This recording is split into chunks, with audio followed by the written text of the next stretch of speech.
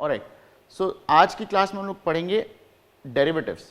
Alright, now derivatives is nothing but a financial contract that derives its value, a financial contract that derives its value from the underlying, from some underlying asset, commodities, index, share, interest rate, exchange rate. So underlying can be anything, not necessarily an asset. ठीक है, ये बहुत गलत perception है कि underlying can only be an asset. It can be a Nifty का index और Sensex का index, it can be a share, it can be an interest rate, it can be exchange rate. ठीक है, तो exchange rate derivatives भी होते हैं, interest rate derivatives भी होते हैं, स्वॉप्स होते हैं, ऑप्शंस होते हैं. So many types of derivatives है. ठीक है, will discuss all the types, but पहले अपने बेसिक्स डिस्कस करते हैं, बेसिक्स क्लियर करते हैं कि डेरिवेटिव्स होता क्या है. ठीक है, तो उसके लिए हम लोग एक कहानी समझते हैं. ठीक है, कहानी में जानने से पहले अपने किरदार के बारे में समझते हैं कि डेरिवेटिव्स में 3 तरह के कैरेक्टर्स होते हैं.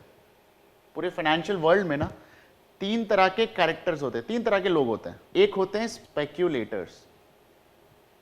ऑलराइट, जो स्पेक्यूलेट करते हैं, जिनको लगता है कि फ्यूचर में प्राइस घटेगा या बढ़ेगा, तो दे आर इधर बुलिश और बेरिश. ठीक है, बुलिश और बेरिश, ये आपने सुना होगा.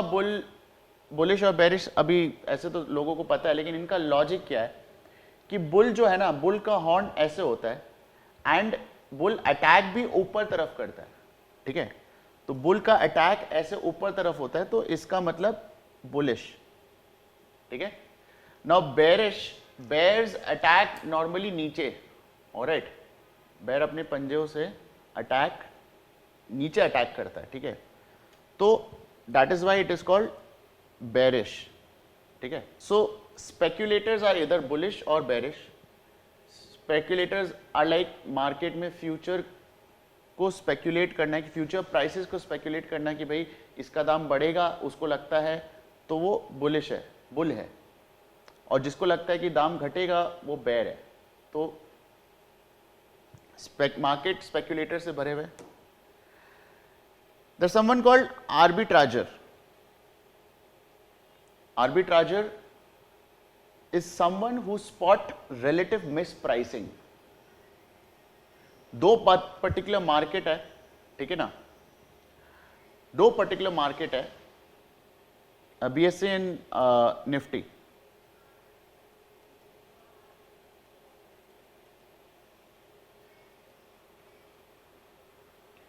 BSE और निफ्टी.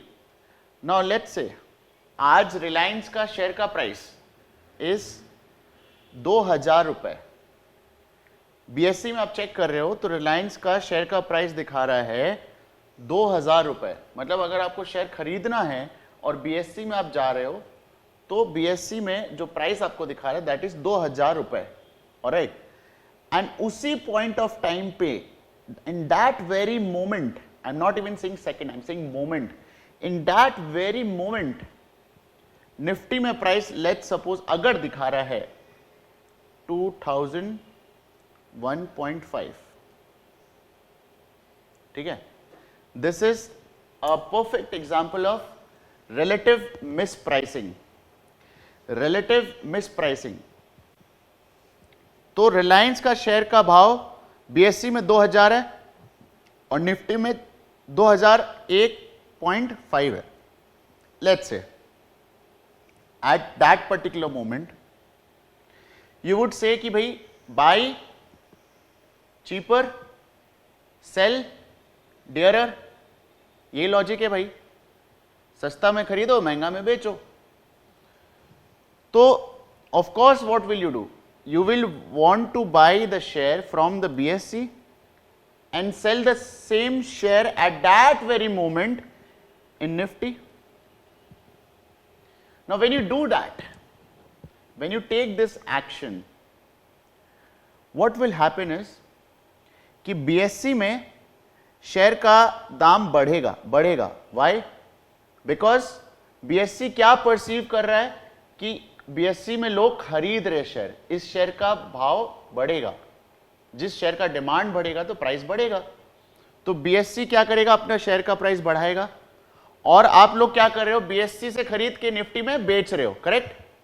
सो निफ्टी में जब आप बेचोगे, निफ्टी में जब आप बेचोगे तब इसका प्राइस क्या होगा, घटेगा, क्योंकि Nifty will see the bearish trend.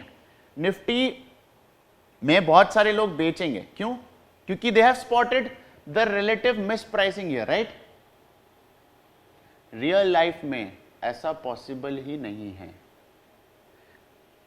Let's suppose even if you ignore transactions cost and everything, real life में आप जितना देर में बीएससी से खरीदोगे और जितना देर में निफ्टी में बेचोगे, जितना देर में आप बीएससी से खरीदोगे और एनएससी में बेचोगे, ऑलराइट, उतना देर में आपका ये जो मिस प्राइसिंग है ना वो खत्म हो जाएगा। कैसे खत्म होगा, देयर आर एल्गो ट्रेडर्स।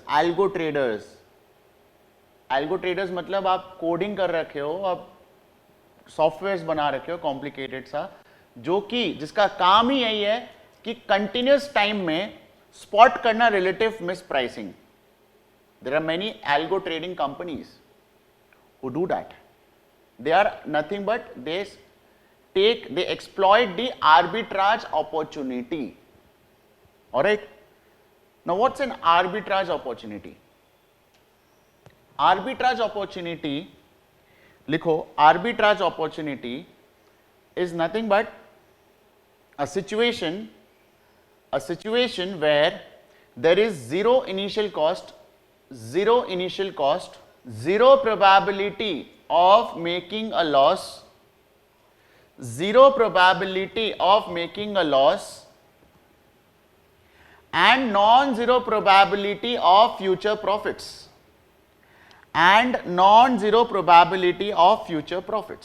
भाई एक बात बताओ, मैं आपको बोलूं एक गेम खिलाता हूं, चलो लेट्स से मैं आपको बोलूं कि भाई मैं डाई रोल कर रहा हूं, ठीक है ना, डाई रोल किया, अगर 6 आएगा तो मैं आपको 100 रुपए दूंगा। क्लियर। क्या आप ये गेम खेलोगे कि नहीं खेलोगे? क्यों नहीं खेलोगे भाई? आपका कुछ पैसा लग रहा है।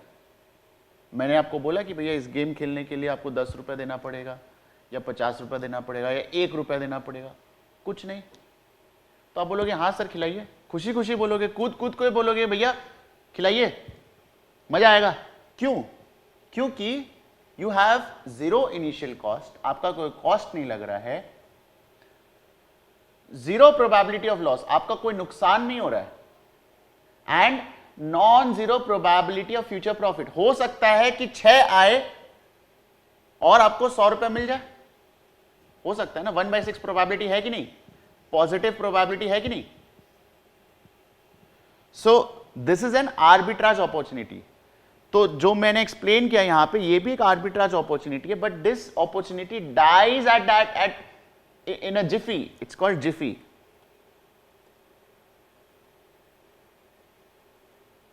In a moment, this opportunity is gone, exploited by algo traders. So that's why we assume कि there is no arbitrage.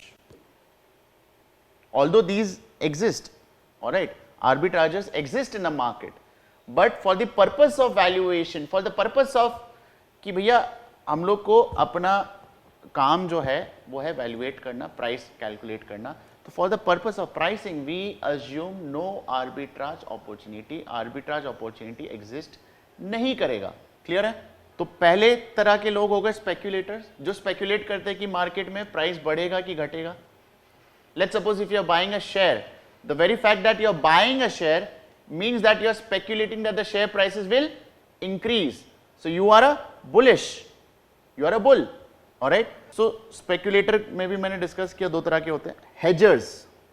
Now there is a third category called hedgers.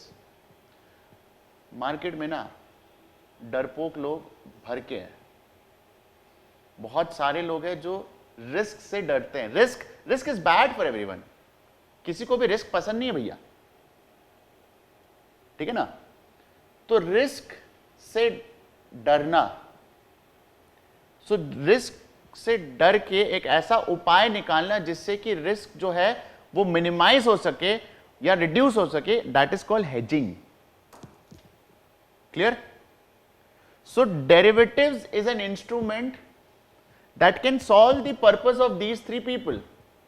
अब देखो, अब ये कहानी और एटमॉस्फेयर में बना रहा हूं, और समझो कि डेरिवेटिव्स क्या है, और इसमें कैरेक्टर्स को आइडेंटिफाई करो कि कौन कौन है कैरेक्टर्स. ऑलराइट, नाउ हमारे एग्जाम्पल में अभी तो दो कैरेक्टर्स है. एक है कॉटन फार्मर्स, ठीक है, group of cotton farmers, and Tripathi carpet manufacturing company. Alright, कालीन भैया, इनका काम है, असली काम है, लेट्स सपोज, अज्यूम करते हैं इनका काम है कालीन बनाना. ठीक है ना? वो अलग बात है, इनका और भी डाइवर्सिफाइड बिजनेस है. नाउ कारपेट मैन्युफैक्चरिंग कंपनी को कॉटन चाहिए. कॉटन कौन देगा? कॉटन फार्मर्स देगा. क्लियर? अब कॉटन फार्मर्स को लगता है कि 6 महीना बाद, आज से 6 महीना बाद जब कॉटन हार्वेस्ट करेंगे तो हो सकता है कि कॉटन का दाम गिरे, ऐसा इन लोगों को डर है. ऑलराइट, मतलब ये टाइमलाइन है आज से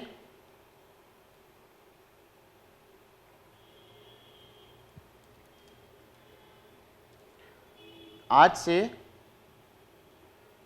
6 महीने बाद, after 6 months, these farmers intend to sell their cotton.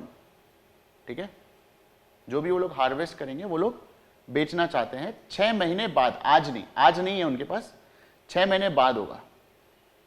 अब इन्हें डर क्या चीज का है? If you think from their perspective, what is their risk? Their risk is कि कॉटन का प्राइस मार्केट में गिर जाए. कॉटन का हो सकता है डिमांड गिर जाए, भाई कोविड के कारण कुछ भी हो सकता है आज के दिन पे. तो रिस्क तो सबको है, डर तो सबको है आज के दिन पे. तो इन्हें डर है कि भैया कॉटन का प्राइस गिरेगा. अब त्रिपाठी कारपेट कंपनी को कॉटन चाहिए, तो त्रिपाठी कारपेट कंपनी को लगेगा कि भैया कॉटन का प्राइस बढ़ गया तो फसल कम आया, सप्लाई कम है, हो सकता है कम आए फ्यूचर में. आज का तो बात हो नहीं रहा, फ्यूचर का बात हो रहा है. 6 महीने बाद क्या होगा क्या नहीं होगा ना मुझे पता है ना इसे पता है. क्लियर? तो त्रिपाठी कारपेट कंपनी को लग रहा है कि भैया कॉटन का प्राइस हो सकता है बढ़ जाए. तो इनको रिस्क है, इन दोनों को रिस्क है.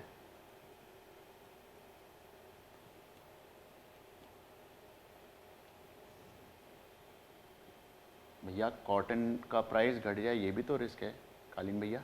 तो कॉटन फार्मर्स और कालीन भैया के कंपनी वाले लोग सब कोई एक मीटिंग किया.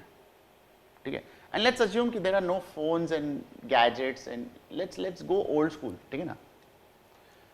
तो इन्होंने मीटिंग किया, इसमें बहुत सारे लोग थे, कॉटन फार्मर्स भी थे, कालीन भैया का बहुत खास मकबूल भी था, और हमारे गुड्डू भैया और बबलू भैया भी थे. ठीक है ना? Guddu and Bablu, they have nothing to do with carpet company. ठीक है ना? ना ही उनको कारपेट बनाना है, ठीक है, ना ही वो लोग फार्मर्स है. ठीक है ना? वो लोग इन्वेस्टर्स, वो लोग कुछ और है. Will introduce them later. ठीक है ना? Now what if cotton farmers fix a price, कि हम कालीन भैया आपको उस मीटिंग में बोले कि भैया 6 महीने बाद हम आपको इतना क्वांटिटी ऑफ कॉटन 20 रुपया के भाव में बेचेंगे. 6 महीने बाद 20 रुपए के भाव में, 20 रुपया पर केजी हो या जो भी हो, मुझे पता नहीं यूनिट्स, 20 रुपया पर केजी के भाव में बेचेंगे लेट्स से. ठीक है ना? तो कालीन भैया रेट, मकबूल ने रेट फिक्स कर लिया कि चलो ठीक है, हम आपसे 6 महीने बाद 20 रुपए के भाव में खरीदेंगे। ये डील डन हो गया। अब ये कॉन्ट्रैक्ट जो हुआ है, that is nothing but a forward contract. भाई एक बात बताओ, फार्मर्स का प्रोस्पेक्टिव क्या है कि उन्हें अश्योरेंस मिल गया कि भैया दाम कुछ भी हो मार्केट में, दाम हो मार्केट में 15 रुपया, दाम हो मार्केट में 14 रुपया, दाम हो मार्केट में 25 रुपया, 21 रुपया, उससे मतलब नहीं है। हमारा रेट फिक्स हो गया कालीन भैया के साथ, कालीन भैया की कंपनी के साथ हमारा रेट फिक्स हो गया कि 20 रुपया करके बेचेंगे। तो 6 महीने बाद उन्हें जो डर था वो कम हो गया। उन्हें डर क्या चीज का था? Risk of decrease in price, risk of decrease in price, ठीक है, इस चीज का डर था। कालीन भैया का भी रेट फिक्स हो गया।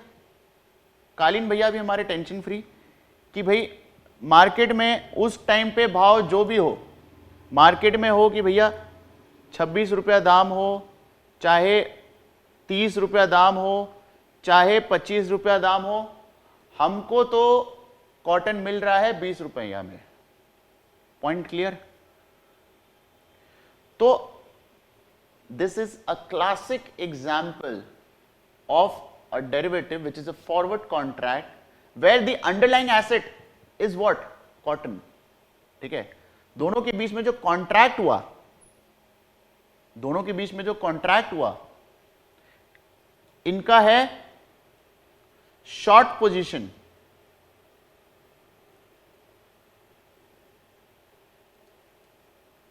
इनका है long position.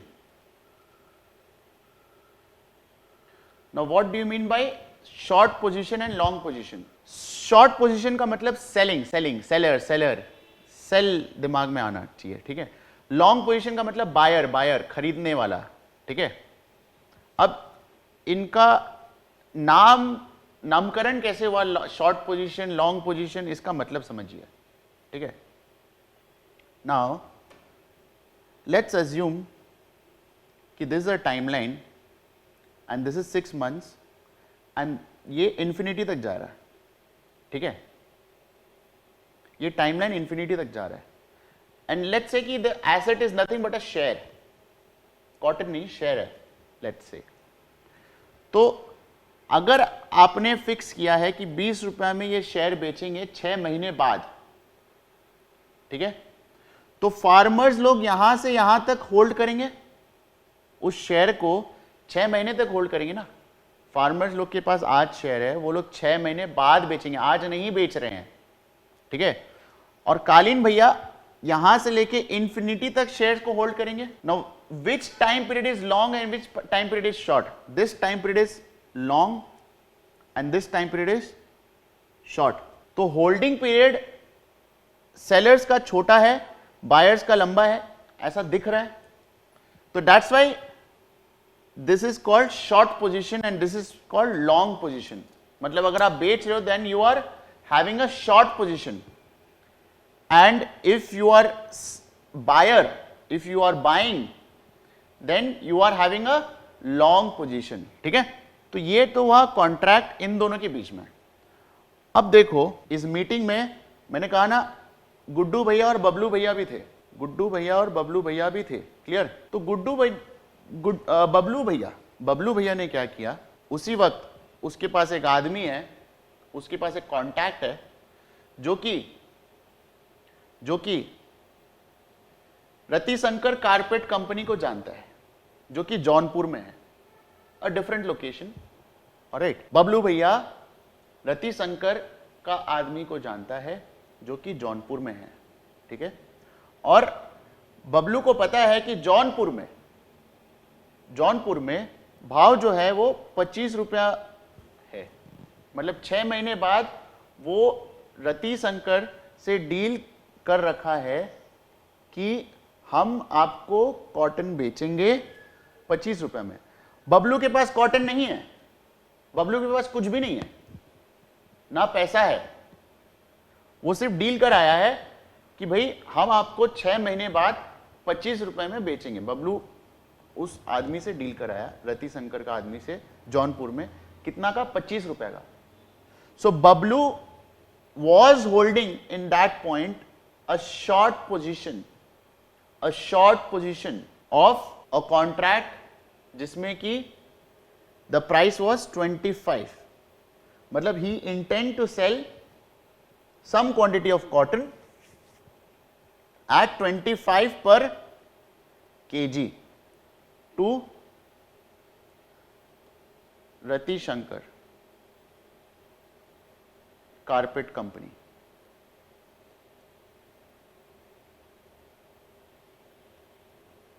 All right, and at the same moment, at the very same moment, what he did was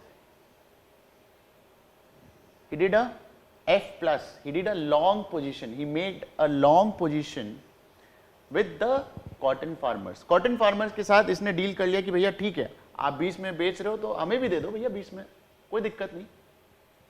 तो उसने 20 में डील कराया कि 6 महीने बाद प्राइस कुछ भी हो, आप मेरे को, कॉटन फार्मर से डील कराया कि मेरे को 20 में बेचो, और रति शंकर शुक्ला से डील कराया कि 25 में हम आपको बेचेंगे। तो ये क्या करेगा? 6 महीने बाद इससे कॉटन लेके इसको दे देगा, 5 रुपया घर बैठे बैठे कमा लिया। Zero initial cost, non zero probability, it's a contract, you cannot dishonour it. ठीक है, it's a contract, you are legally bounded. Both the parties, when you enter into a forward contract, both the parties have the obligation. अगर ये farmers बोल रहे कि हम आपको बेचेंगे 20 रुपए में, तो चाहे सिचुएशन कुछ भी हो, ठीक है, अगर कॉटन का प्राइस लेट्स से 100 रुपया पहुंच गया, 6 महीने बाद 100 रुपया पहुंच गया, तो बड़े दुख के साथ उन्हें बेचना तो पड़ेगा ही पड़ेगा 20 रुपए में। और कालीन भैया तो कूद कूद के लेंगे। और वही अगर सपोज उस पॉइंट पे 6 महीने बाद अगर प्राइस पहुंच गया लेट्स से 5 रुपया कॉटन का, तो कॉटन फार्मर्स तो खुशी खुशी बेचेगा, बट क्या कालीन भैया खरीदेंगे? देखिए, ऑब्लिगेशन तो है तो खरीदना तो पड़ेगा ही। तो ऑब्लिगेशन फॉरवर्ड कॉन्ट्रैक्ट में दोनों पार्टीज के पास है। क्लियर? नाउ इनमें से एक और है गुड्डू भैया। गुड्डू भैया इज ए कैरेक्टर जिसमें कि इसने क्या किया कि भाई कॉटन फार्मर से उस मोमेंट कुछ समझ में नहीं आया, जो समझ में आया हम वो कर लिए। ठीक है, तो गुड्डू भैया ने कॉटन फार्मर से डील कराया कि ठीक है भैया 6 महीने बाद आप मेरे को 20 में बेच देना। क्लियर? तो अब गुड्डू भैया के पास ना कारपेट कंपनी, ना उसे कॉटन चाहिए, ठीक है ना। तो गुड्डू भैया कॉटन खरीद लिए, कॉटन फार्मर से डील कराए कि 6 महीने बाद आप मुझे कॉटन देना 20 रुपया में। तो गुड्डू भैया यहां पे स्पेक्यूलेटर है, रिस्क टेकर है, ठीक है ना। तो मार्केट में रिस्क अवर्स वाले लोग भी होते हैं, रिस्क टेकर्स वाले लोग भी होते हैं। तो लॉजिकली एक इंस्ट्रूमेंट, अच्छा डिवाइस होना चाहिए कि जो कि रिस्क ट्रांसफर कर सके from the risk averse people to the risk takers. ठीक है, तो यहां पे जितने भी कैरेक्टर्स मैंने इंट्रोड्यूस किए वो कौन कौन है बताओ जरा। जो कॉटन फार्मर्स है और जो कालीन भैया की है, दे आर हेजर्स।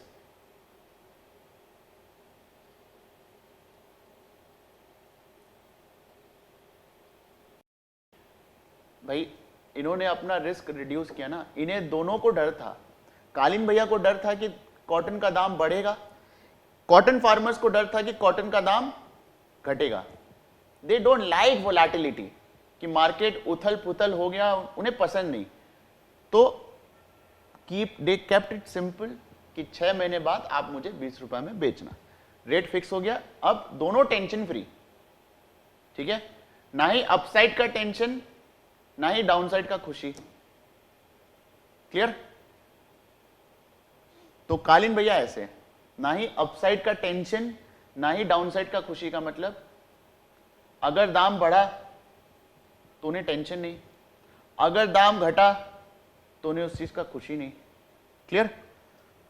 तो यहां पे ये दोनों हेजर्स है, दे हैव हेज्ड। तो इन लोग डरपोक है, ठीक है। अब आते हैं दूसरे कैरेक्टर पे। हमारे गुड्डू भैया, गुड्डू भैया इज अ स्पेक्यूलेटर। गुड्डू भैया ने क्या किया, डील डन कर लिया कि ठीक है, बिना कुछ सोचे समझे रिस्क ले लिया। रिस्क क्या चीज का ले लिया कि उसे लगा कि भैया मार्केट में सस्ता में मिल रहा है, हम इसे महंगा में बेच सकते हैं। उसको लग रहा है कि 6 महीने बाद there will be buyers, there will be people who will be willing to buy the cotton at a price which is way above than 20। तो गुड्डू भैया यहां पे बुल का रोल निभा रहे हैं। गुड्डू भैया is a speculator here. Bablu भैया कौन है भाई? बबलू भैया शाणा है। बबलू भैया आर्बिट्राजर है, ठीक है। बबलू भैया has spotted relative miss pricing here. उसे दिख रहा है, दोनों मार्केट का ज्ञान है उसे, कि जौनपुर में हम इसे 25 रुपए में डील कर आए हैं और जौनपुर में बिक सकता है, और यहां पे फार्मर्स लोग 20 रुपए में बेचने को रेडी है। हमारे यहां बैठे बैठे 5 रुपए हम कमा रहे हैं, तो क्यों ना करें। So this whole contract between the cotton farmers and Kalin bhaiya, the contract between cotton farmers and Bablu Bhaiya, the contract between cotton farmers and Guddu Bhaiya, the contract between Bablu Bhaiya and Rati Shankar Shukla is nothing but a forward contract. ठीक है? A forward contract where both the parties have the obligation. One party is having a short position and the other party has a long position. One party intends to sell at a future date, other party intends to buy at a future date. The price is fixed, all right. So this is a forward contract. Now iska cousin brother is future contract. Forwards और futures का differences अपने discuss करेंगे, but before that, what will happen after 6 months? What will happen after 6 months? देखो, दो चीजें होंगी, या तो कैश सेटलमेंट होगा या तो फिजिकल डिलीवरी होगा। फिजिकल डिलीवरी मतलब भाई जैसा जो बोला है वैसा ही होगा कि ठीक है, 20 रुपया में कॉटन दिया जाएगा कालीन भैया को, और कालीन भैया उसको फर्दर बेचेंगे मार्केट में। मे बी अब वो 20 रुपये में, अब सपोज लेट्स से 6 महीने बाद कॉटन का प्राइस 25 रुपया है, कॉटन का प्राइस 25 रुपया है, तो फार्मर लोग तो दुखी होके चलो बेचेंगे कालीन भैया को 20 रुपए में। ऑल्दो मार्केट में 25 रुपए में बिक सकता है, लेकिन कालीन भैया को बेचना पड़ रहा है 20 रुपए में, because they have entered into a forward contract, ठीक है ना, and they have to sell the cotton at 20 rupees. Now, Kalin Bhaiya can buy the cotton at 20 rupees and sell it in the market at that point at 25 rupees, correct? Now, this is a physical delivery, ठीक है?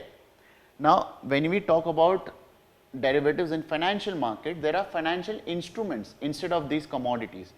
Cotton की जगह equity share भी तो हो सकता है ना, same चीज, same scenario, but equity share. So in that case, most likely what will happen is cash settlement. Cash settlement का मतलब है कि इंस्टेड ऑफ कालीन भैया giving this 20 rupees to cotton farmers and cotton farmers giving कालीन bhaiya the cotton, ये दोनों नहीं होगा। और फिर कालीन भैया मार्केट में बेचेंगे 25 रुपए में। अल्टीमेटली क्या होगा, कॉटन यहां से यहां गया, कॉटन यहां से यहां गया, पैसा कालीन भैया के पास 5 रुपया बचा। तो instead of doing this what you can do is cash settlement कर लो, कि कॉटन फार्मर्स को बोलो कि भैया हमको आपसे कॉटन नहीं चाहिए, आप हमको 5 रुपया दे दीजिए, दैट्स इट। क्यों? क्योंकि उस पॉइंट पे मार्केट में 25 रुपए में बिक रहा है, तो कॉटन फार्मर्स लोग क्या करेंगे, 5 रुपया कालीन भैया को दे दिए और 25 रुपया में मार्केट में बेच दिए। तो उस पॉइंट पे कॉटन फार्मर्स को इफेक्टिवली कितना, 20 रुपए मिला, वो लोग 20 रुपए में बेच दिया अपना कॉटन। क्लियर? तो इधर you can go for cash settlement at maturity और you can go for physical delivery. Point clear? कोई दिक्कत, कोई doubt? Now what do you mean by over the counter and exchange traded? Over the counter and exchange traded, alright. Over the counter exchange traded में क्या difference? Over the counter में imagine करो कि bank का जो counters होता है ना, बैंक्स इमेजिन करो, ठीक है, और बैंक का काउंटर्स इमेजिन करो कि काउंटर पे आप खरीद रहे हो जाके, ठीक है। एक्सचेंज ट्रेडेड का मतलब एक पर्टिकुलर एक्सचेंज है, मोबाइल में आप बैठ के स्टॉक खरीद रहे हो, ठीक है। एक एक्सचेंज के BSE हो गया, निफ्टी हो गया, NSE हो गया। क्लियर? तो अगर आप फॉरवर्ड्स में डील कर रहे हो, फॉरवर्ड्स और फ्यूचर्स में डिफरेंस क्या है? डिफरेंस इज, अगर आप कपड़ा खरीदने जाओगे तो 2 तरीका है, या तो आप दर्जी को बोलो, टेलर को बोलो कि भैया ये रहा कपड़ा, you choose the fabric and the tailor will take your measurements and he will design it and of course he will give it to you after doing all the work, ठीक है। तो कपड़ा can be tailor made or you can directly go to any shop, H&M, Zara, और वहां से readymade कपड़ा उठा लिए। तो रेडीमेड कपड़ा जो है वो तो स्टैंडर्ड है, there is some standard. Clear?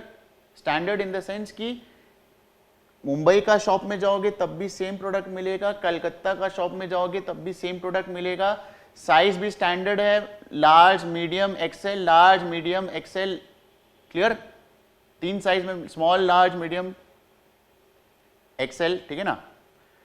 सब जगह सेम साइज मिल रहा है, सबका डायमेंशन एक है, तो this is a standard market, ठीक है। This is a standardise product, alright. But जो टेलर मेड बना वो तो आपके लिए बना है ना, सिर्फ। स्टैंडर्डाइज प्रोडक्ट सब पब्लिक के लिए बना है, कोई भी खरीद सकता है, बट टेलर मेड सिर्फ और सिर्फ आपके लिए बना है, आपका डायमेंशंस के हिसाब से बना है आपका। तो forwards are tailor made, futures are standardised. तो फॉरवर्ड्स जो है वो कस्टमाइज्ड है, ठीक है, आपकी जरूरत के हिसाब से बना हुआ है, ठीक है ना। तो similarly we have over the counter and exchange traded, मतलब कहां पे आप डील करोगे। तो एक्सचेंज में आप ट्रेड कर रहे हो तो you have the liquidity. Exchange में ना buyers are not meeting the sellers, actually buyers don't know the sellers. एक इंस्टीट्यूशन है, यहां पे बायर्स इसी से एक्सचेंज कर रहा है और इसी से इसी को बेच रहा है और इसी को सेल कर रहा है, तो एक इंस्टीट्यूशन है प्रॉपर, समझ लो। तो आप बीएससी से खरीद रहे हो, बीएससी में बेच रहे हो, और दूसरा कोई है जो कि आप जिस पॉइंट पे बीएससी को बेच रहे हो उसी पॉइंट पे दूसरा कोई बीएससी से खरीद रहा है, तो टेक्निकली देखा जाए तो आप उस बंदे को बेच रहे हो लेकिन थ्रू बीएससी। क्लियर? तो यहां पे रेगुलेटेड है, यहां पे लिक्विडिटी है। Clear? OTC, over the counter, is not much regulated, it's not very liquid, ठीक है ना। फॉरवर्ड को आप ऑफ कोर्स, एक फॉरवर्ड कॉन्ट्रैक्ट है आपके पास, so you have entered into a forward contract, ठीक है ना। 6 महीने बाद 20 रुपीज में आप शॉर्ट लॉन्ग पोजीशन होल्ड करके रखे हो, मतलब आप F+ करके रखे हो, मतलब यू इंटेंड टू बाय, ठीक है ना, इन फ्यूचर। तो आप चाहते हो कि दाम बढ़े बढ़े बढ़े, ठीक है, ताकि आप सस्ता में खरीद पाओ। क्लियर? That is F+। तो अगर सपोज 3 महीने बाद कॉटन का दाम हो गया 25 रुपया, कॉटन का दाम हो गया 25 रुपया, तो उस पॉइंट पे आप तो बहुत ही खुश होगे, आपको लगेगा कि भैया अभी तक तो बढ़ा ही है, अब और बढ़ेगा। तो ऑफ कोर्स उस पॉइंट पे जो आप कॉन्ट्रैक्ट होल्ड करके रखे हो, उस पॉइंट पे जो कॉन्ट्रैक्ट आप होल्ड करके रखे हो, that itself has some value. उस कॉन्ट्रैक्ट को भी आप बेचोगे जाके मार्केट में, because that contract gives you the right to buy the cotton at 20 after 3 more months। आप 3 महीना बाद 25 पे है एंड 3 महीने बाद आप 20 पे खरीद सकते हो, वो राइट आपको दे रहा है, वो हक दे रहा है आपको। क्लियर? तो उस कॉन्ट्रैक्ट का बहुत ज्यादा वैल्यू है, उस कॉन्ट्रैक्ट को भी आप बेच सकते हो। तो अगर ये फॉरवर्ड कॉन्ट्रैक्ट होगा तो उसकी बेचने की प्रोबेबिलिटी कम है, फ्यूचर कॉन्ट्रैक्ट है, फ्यूचर्स है, तो बेचने की प्रोबेबिलिटी ज्यादा है, because forwards are not standardised, they are customised, they are made according to you. Futures are standardised, ठीक है ना। So that's it. Next class में हम लोग डिस्कस करेंगे other types of derivatives, options, swaps, futures, forwards, और detail में जाएंगे, ठीक है ना। बाकी ये डेरिवेटिव का इंट्रोडक्शन का ही क्लास था, इसमें हम लोग डिस्कस करना चाहते हैं कि डेरिवेटिव्स होता क्या है।